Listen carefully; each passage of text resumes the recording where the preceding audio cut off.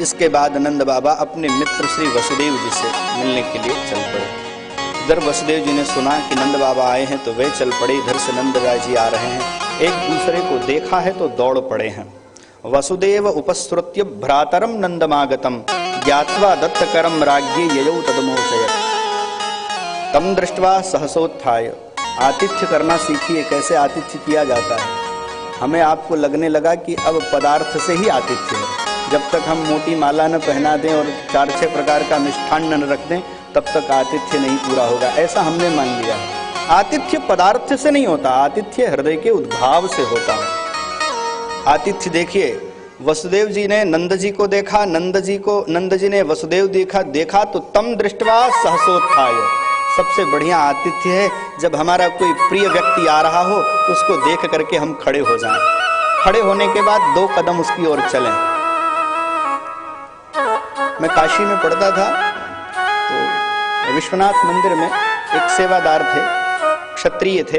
वे एक बात कहा करते थे, बोले जो आपको देख करके जिसके आप घर जाओ, आप उसके दरवाजे पर गए हो, अगर वो झाड़ू लगा रहा है और आपको देख करके 1 मिनट के लिए जो काम कर रहा है वह छोड़ न दे, ऐसे व्यक्ति के घर नहीं जाना चाहिए। जिसके पास आपके लिए 1 मिनट का समय नहीं है उसके घर जाकर के क्या लाभ मिलने वाला है। तो तम दृष्ट्वा सहसोत्थाय, खड़े हो गए और दौड़ पड़े और दोनों आलिंगन कर लिए। कान में कुछ कहा, देह प्राण विवागतम। हे नंद बाबा, आपको देख करके ऐसा लग रहा है मानो आपसे जब आलिंगन किया मानो मेरे मृत शरीर में प्राण आ गया हो।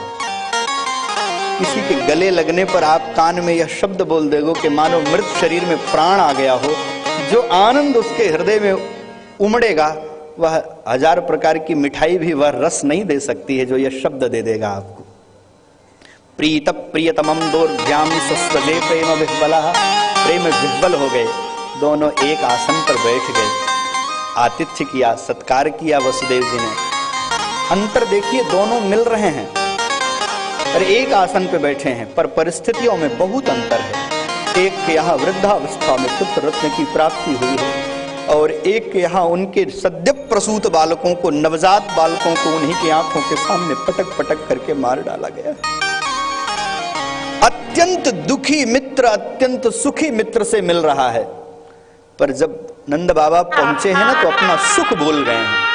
हम किसी दुखी व्यक्ति के दरवाजे जाए ना तो वहां अपने सुख की चर्चा नहीं करनी चाहिए। कई लोग किसी दुख में भी सम्मिलित होते हैं ना तो वहां जाके कहते हैं कि भले इनके यहाँ यह समस्या है लेकिन मेरे यहाँ यह समस्या नहीं है। किसी दुखी के सामने सुख की चर्चा कर करके उसके दुख को दोगुना मत करो। कैसे हैं नंद बाबा? हमने सुना है आपको पुत्ररत्न की प्राप्ति हुई है। नंद बाबा ने कहा, निसंदेह आपके आशीर्वाद से इस अवस्था में पुत्ररत्न की प्राप्ति हुई। कैसा है लाला?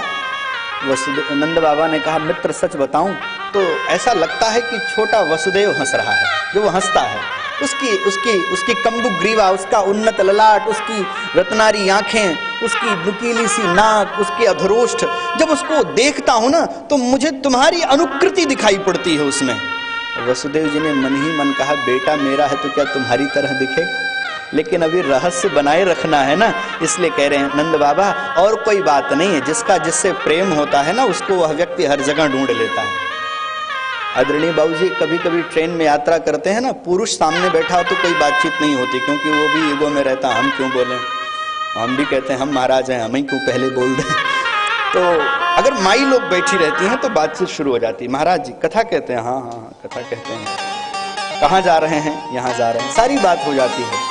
हमको लगता है कि माता का प्रेम आचार्य बुद्धि से हमारे प्रति है, पर जब 1-1.5 घंटा ट्रेन चलती है ना फिर धीरे से कहती, महाराज सच बताऊं हमारा छोटा वाला बिल्कुल तुम्हारी तरह दिखाई पड़ता है। तो हमने कहा देखो ये मुझसे आचार्य बुद्धि से प्रेम नहीं कर रही थी, क्योंकि छोटा वाला अभी सन्निकट नहीं है, छोटे वाले के प्रति प्रेम है तो महाराज में छोटे वाले का अध्यवसाय कर लिया, उसने ढूंढ लिया हमें। तो जिसका जिससे प्रेम होता है ना उसको वही हर व्यक्ति वही हर जगह दिखाई पड़ता है, और ये होना चाहिए। गोस्वामी जी की आस्था भगवान राम में है ना, तो वे बिहारी जी के दर्शन करते हैं ना, तो बिहारी जी भी उनको धनुष बाणधारी ही दिखाई पड़ते हैं। तुलसी मस्तक तबन हाथ, ध्यान रहे। तो मेरे कहने का अभिप्राय यह है कि नंद बाबा यह सब बात कह रहे, वसुदेव जी बड़े प्रसन्न हो रहे हैं। वसुदेव जी ने पूछा, रोहिणी कैसी हैं, बलराम कैसे हैं, हमारा बालक कैसा है? नंद बाबा ने कहा, आपके आशीर्वाद से सब आनंद मंगल है। किस महावन में निवास कर रहे हैं? आजकल हम लोग गोकुल नामक वन में निवास कर रहे हैं। इसका मतलब ये कि स्थान परिवर्तन होता रहता था समय समय पर। जहाँ गायों को चरने के लिए बढ़िया वनस्पति हो, घास हो और स्वच्छ जल हो, दिव्य वातावरण हो, वहीं ये लोग रहते थे। ये नंद, उपनंद, वृषभानु, वसुदेव, ये नाम तो हैं, इसके साथ साथ में ये सब उपाधियां हैं। इतनी लाख गाय पाले वो नंद है, उसकी आधी पाले वो उपनंद है, इन दोनों से जो ज्यादा पाले वो वसुदेव है, और सबसे ज्यादा जो पाले वो वृषभानु है। वो ये सब उपाधियां भी हैं, नाम के साथ साथ में ये क्या है? उपाधियां हैं। सब चर्चा पर चर्चा चल ही रही थी। वसुदेव जी ने कहा, नंद बाबा ऐसा करिए, आप अविलंब गोकुल चले जाइए। नंद बाबा ने कहा, अभी तो तुमसे भर आंख तुमको देख भी नहीं पाया, बातचीत भी नहीं हो पाई, और तुम विदा कर रहे हो, क्यों? वसुदेव जी ने कहा, ऐसा लग रहा है कि कोई अप्रिय घटना घटने वाली है। नेहस्थेयम बहुतिथम संतुत्पाताश्च गोकुले, मुझे लग रहा है गोकुल में कोई बड़ा उत्पात होने वाला है। नंद बाबा का शरीर कांप गया कि वसुदेव जी कह रहे हैं तो इनकी बात झूठी नहीं हो सकती है। एक ग्रंथ आप लोगों ने सुना होगा, नहीं सुना है तो कभी लेकर के पढ़ने का प्रयास करिएगा। ग्रंथ का नाम है पातंजल योग दर्शन, महर्षि पतंजलि प्रणीत है। ग्रंथ का नाम है पातंजल योग दर्शन। उसमें एक सूत्र है, उस सूत्र का वो सूत्र यह है, सत्य प्रतिष्ठायाम क्रियाफलाश्रयत्वम।